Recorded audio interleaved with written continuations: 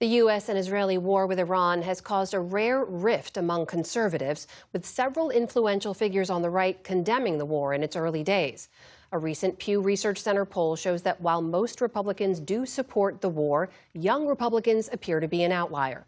Only 49% of those under the age of 30 say they approve of the way that President Trump has handled the conflict. Turning Point USA, the organization founded by the late activist Charlie Kirk, has been key in organizing young conservatives, especially at their signature campus rallies.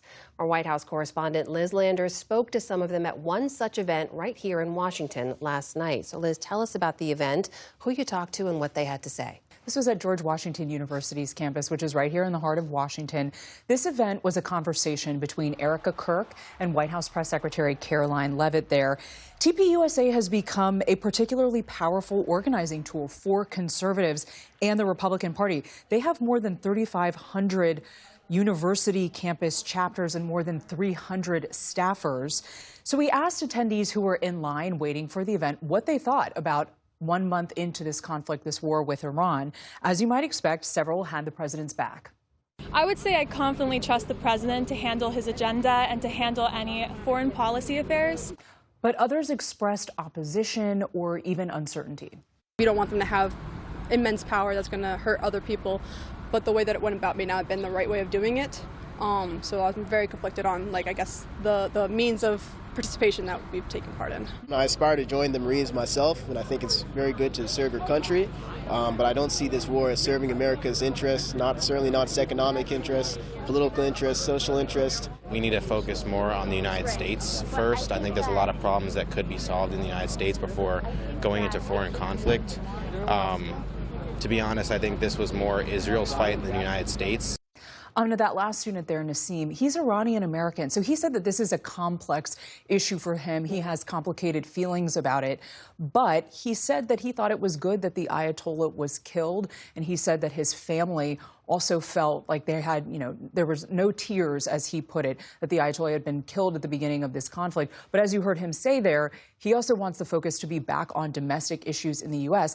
I asked him if this conflict, this war, was going to impact his vote come November. He said probably not, that it's other issues that are going to more personally impact him that he's focused on. That's interesting. With this being right there in the heart of the GW campus, I know you spoke to other students who weren't there for the event, but who also said that they opposed the war. What did you hear from them? We walked by two young women who were milling about, walking around on campus in between classes, and they said that they were both unhappy that TPUSA was there and also were in opposition to this conflict with Iran. Take a listen to what Gabby told us.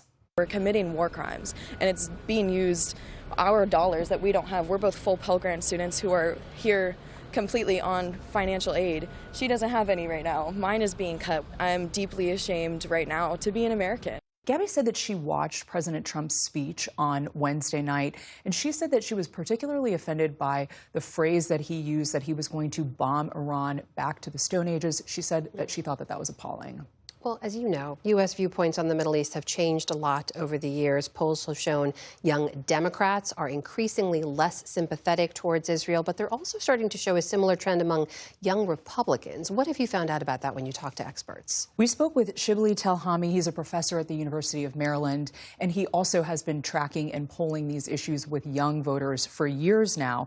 He points to the war in Gaza in 2023 as a real important timestamp for when these shifting views on Israel started to come to more of the forefront, especially with Democrats and also these young Republicans. Listen to what he told us.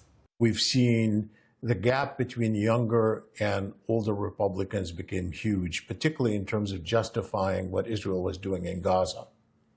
And that has increased of late, particularly with regard to the Iran war, in large part because many of the podcasters and the commentary on the right, particularly the America First movement, have been highlighting the link between the Israeli aim to have war with Iran and the causes for the war, the U.S. going to war. He attributes these shifts in attitudes for young Republicans in particular to two different things. He says, first of all, it's about the anger of the United States supporting Israel in that Gaza conflict starting several years back that started during the Biden years, honestly. Secondly, he says that the America First platform, and you heard him talk a little bit about that at the end there, that Trump ran on promoting domestic issues here in the United States and no more foreign war intervention. And that was something that we heard from young people across the political spectrum yesterday, that they believed that Trump had broken that promise, that he would not get the United States involved in any more foreign wars.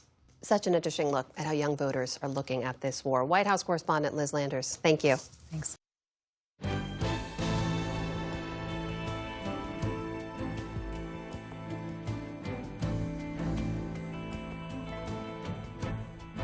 Support journalism you trust. Support PBS News. Donate now, or even better, start a monthly contribution today.